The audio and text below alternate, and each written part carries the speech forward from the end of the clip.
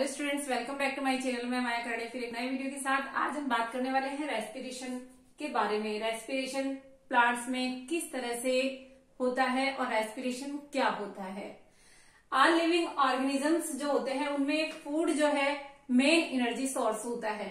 Food से energy प्राप्त करते हैं, चाहे मनुष्य हो चाहे अदर प्राणी हो, फूड से एनर्जी प्राप्त करते हैं। ये फूड कहाँ से आता है?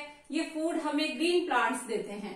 ग्रीन प्लांट्स में जो क्लोरोफिल होता है, क्लोरोप्लास्ट होता है, उसमें फोटोसिंथेसिस, उसके द्वारा फोटोसिंथेसिस की क्रिया होती है और फोटोसिंथेसिस से फूड फॉर्मेशन होता है। तो ये जो फूड सोर्सेज है ये हमें प्लांट्स के द्वारा मिल रहे हैं, जिनसे कि हम एनर्जी स्टोर करते हैं। अब बात आती है रेस्पिरेशन की, कि रेस्पिरेशन क्या चीज होती है।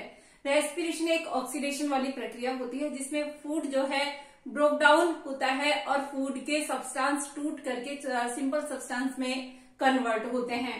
तो देखिए रेस्पिरेशन क्या चीज होती है। रेस्पिरेशन होता है कॉम्प्लेक्स ऑर्गेनिक कंपाउंड्स जो है ऑक्सीडेशन की प्रोसेस के द्वारा सिंपल सब्सटेंस में टूटते हैं।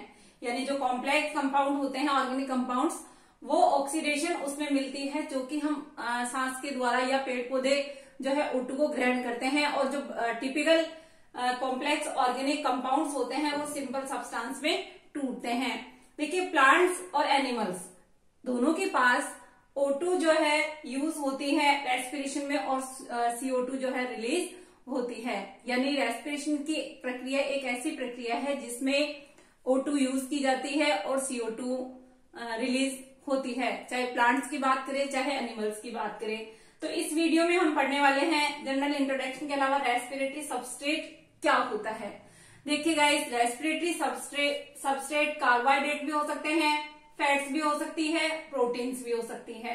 कार्बोहाइड्रेट जो है सबस्ट्रेट, और कार्बोहाइड्रेट और फैट्स दोनों मिलकर के प्राइमरी रेस्पिरेटरी सबस्ट्रेट बनाते हैं। इनका यूज कैसे होता है? देखिए सबसे पहले कार्बोहाइड्रेट मेन होते हैं, प्राइमरी जो होते हैं वो कार्बोहाइड्रेट्स होते हैं। कार्बोहाइड्रेट्स यदि नहीं है बॉडी में तो फैट्स का यूज होता है, और फैट्स भी नहीं है देन प्रोटीन्स का यूज होता है। तो जो प्राइमरी यूज होने वाले सबस्ट्रेट हैं, सबस्ट्रेट का मतलब जिन पे ये ऑक्सीजन कार्य करेगी, यानी रेस्पिरेशन की ये प्रक्रिया कंप्लीट होगी, ऑक्सीजन कहाँ जाकर के मिलेगी, तो ये रेस्पिरेटरी सबस्ट्रेट होते हैं, जो कि कार्बोहाइड्रेट मेन होता है। कार्बोहाइड्रेट के बाद फैट का नंबर आता है, देन प्रोटीन्स होती है। इस तरह से रेस्पिरेटरी सबस्ट्रेट जो है ब्लैकमैन ने दो भागों में इनको बांटा है। फर्स्ट फ्लोटिंग रेस्पिरेशन, 2 टाइप का इन्होंने बताया है। फ्लोटिंग रेस्पिरेशन जिनमें सबस्ट्रेट जो यूज हो रहा है वो कार्बोहाइड्रेट यदि होता है और फैट्स यदि होते हैं तो फ्लोटिंग रेस्पिरेशन कहलाएगा। ब्लैकमैन के अकॉर्डिंग फ्लोटिंग रेस्पिरेशन कब कहलाएगा? जब सबस्ट्रेट रेस्पिरेटरी सबस्ट्रेट कार्बोहाइड्रेट या फैट्स होती हैं। Then protoplasmic respiration, protoplasmic respiration होता है जिसमें प्रोटीन्स सबस्ट्रेट के रूप में काम आए। तो वो प्रोटीन्स के रूप में, यदि प्रोटीन्स को सबस्ट्रेट के रूप में काम में लेते हैं तो ये प्रोटोप्लाज्मिक रेस्पिरेशन कहलाएगा। रेस्पिरेशन एक ऐसी प्रोसेस है जिसमें एनर्जी रिलीज होती है, फूड पर ऑक्सीजन कार्य करती है और दोनों मिलकर के एनर्जी रिलीज करती है। जैसे कि नॉर्मल प्रक्रिया के रूप में कार्बोहाइड्रेट्स ऑक्सीडाइज्ड होते हैं तो CO2 और H2O रिलीज होती है और साथ में एनर्जी निकलती है, जो कि बॉडी के ऑर्गन्स को या किसी भी व्यक्ति को काम करने के लिए यूज होती है। देखिए हम बात करें थे प्रोटोप्लाज्मिक रेस्पिरेशन की। प्रोटीन्स का यदि सबस्ट्रेट के रूप में इस्तेमाल हो रहा है तो हम ये जो है प्रोटोप्लाज्मिक रेस्पिरेशन कहलाएगा। ये कंडीशन कब आती है? देखिए ये कंडीशन कब आती है? जब कार्बोहाइड्रेट्स फैट्स नहीं हो, देन प्रोटीन्स का इस्तेमाल होगा और इसको कहेंगे प्रोटोप्लाज्मिक रेस्पिरेशन। ये जो है प्रोटीन्स का इस्तेमाल होता है, लेकिन ये कंडीशन कब आती है? जब व्यक्ति भूखा हो या सिकनेस वाली कंडीशन हो तो प्रोटीन्स का इस्तेमाल होता है और इसको हम प्रोटोप्लाज्मिक रेस्पिरेशन कहते हैं अकॉर्डिंग टू ब्लैकमैन। ये हुआ रेस्पिरेटरी सबस्ट्रेट। अब इसके बाद बात करें टाइप्स की, कि रेस्पिरेशन जो होता है वो कितने टाइप्स का होता है। गाइस पहला होता है यह है एरोबिक रेस्पिरेशन, 2 टाइप का होता है, और यह है एनारोबिक रेस्पिरेशन। अब इन दोनों में डिफरेंस देखिए कि एरोबिक यानी जहां वायु की आवश्यकता हो, O2 की आवश्यकता हो, O2 यूज हो रही हो, तो ये एरोबिक रेस्पिरेशन कहलाएगा। एनएरोबिक रेस्पिरेशन में O2 का यूज नहीं होता है। एनएरोबिक अवायवीय श्वसन हम इसको कहेंगे और एरोबिक को वायवीय श्वसन कहेंगे। O2 का यूज हो रहा है, ये एरोबिक रेस्पिरेशन कहलाएगा। अब देखिए, फूड मटेरियल कंप्लीटली ऑक्सीडाइज्ड, जो फूड मटेरियल है, जो सबस्ट्रेट है, वो कंप्लीटली ऑक्सीडाइज्ड हो जाएगा और यहां पर CO2 plus H2O plus energy ये जो है निकलती है।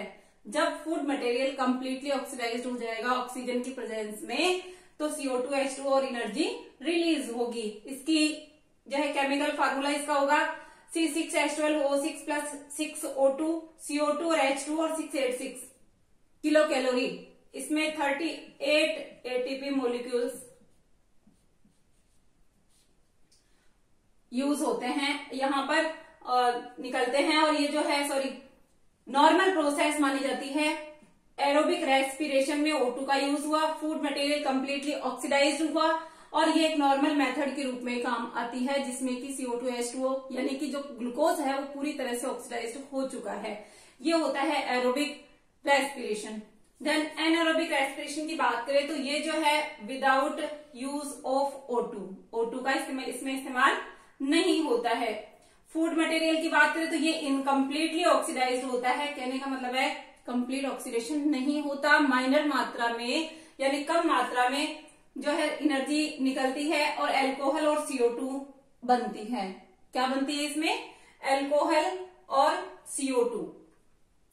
Very small amount of energy release, कम मात्रा में एनर्जी निकलती है। इंट्रामोलिकुलर रेस्पिरेशन ये कहलाता है। ये कहाँ कहाँ होता है? स्टोर्ड सीड्स में, जर्मिनेटिंग सीड्स में, फ्लैशी फ्रूट्स में, इनमें ये रेस्पिरेशन पाया जाता है। तो एरोबिक और एनारोबिक टाइप के रेस्पिरेशन, 2 टाइप का रेस्पिरेशन हमने पढ़ा। जनरल इंट्रोडक्शन हमने देखा कि रेस्पिरेशन क्या होता है। रेस्पिरेशन एक ऐसी प्रोसेस है जिसमें कॉम्प्लेक्स ऑर्गेनिक कंपाउंड ऑक्सीडाइज्ड होकर के सिंपल सब्सटेंस में टूटते हैं, ब्रोक डाउन होते हैं। और रेस्पिरेटरी सबस्ट्रेट होते हैं कार्बोहाइड्रेट, फैट्स, प्रोटीन्स। ब्लैकमैन के अकॉर्डिंग फ्लोटिंग रेस्पिरेशन और प्रोटोप्लाज्मिक रेस्पिरेशन, देन एरोबिक और एनएरोबिक रेस्पिरेशन। ये है अपना पार्ट फर्स्ट। चैनल को सब्सक्राइब नहीं किया है तो गाइस चैनल को सब्सक्राइब कर दे। Okay guys, thanks. अगले वीडियो में एक ग्लाइकोलाइसिस के साथ फिर मिलेंगे। थैंक्स।